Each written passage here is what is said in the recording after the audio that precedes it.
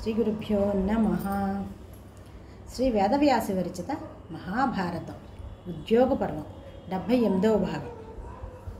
నారాయణం నమస్కృత్య నరం చైవ నరోత్తమం దేవీం సరస్వతీం వ్యాసం తతో జయముదీరయేత్.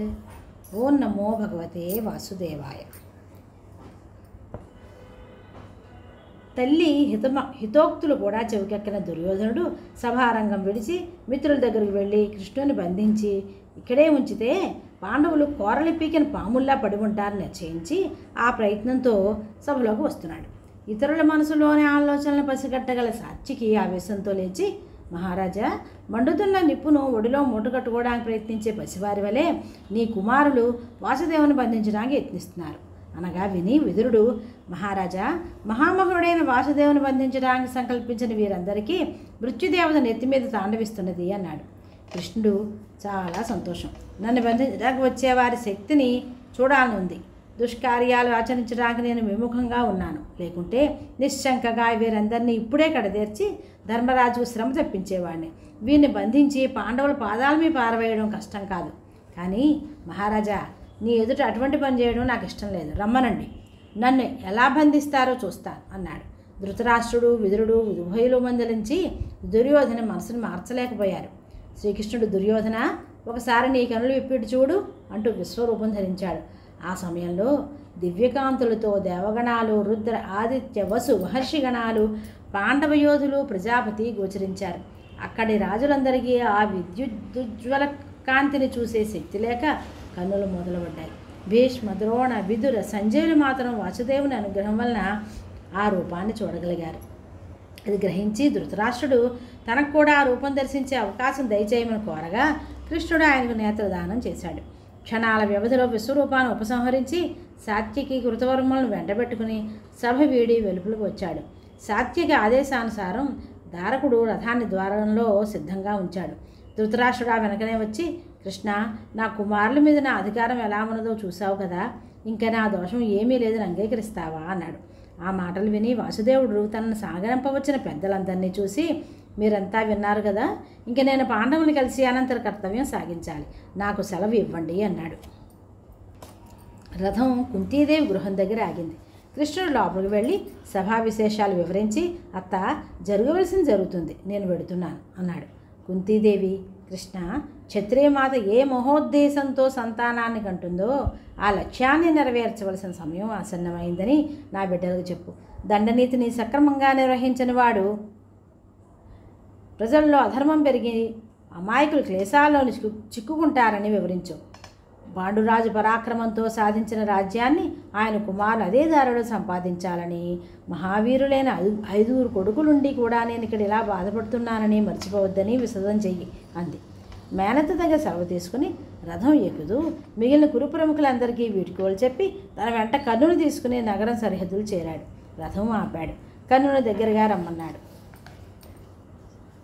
కర్ణునితో శ్రీకృష్ణుడు, కర్ణ, ఈ సమయంలో అది ముఖ్యమైన విషయం నీతో మాట్లాడాలని పిలిచాను. బాల్య ప్రభృతి నువ్వు మహనీయుల సన్నిధిలో సర్వ విద్యలు అభ్యసించి జ్ఞానసిద్ధి పొంది ధర్మ విషయాలు గ్రహించావు.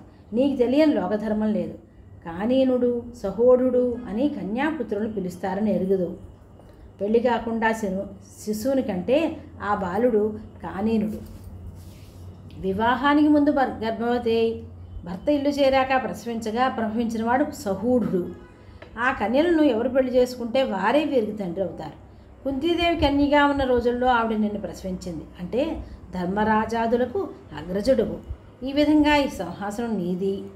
ఇప్పుడు నా మాట ప్రకారం పాండవులతో చేరితే పితృవంశీయులైన పాండవులు, మాతృవంశం వారైన యాదవ వంశాల వారు నీ వెనక అండగా ఉంటారు.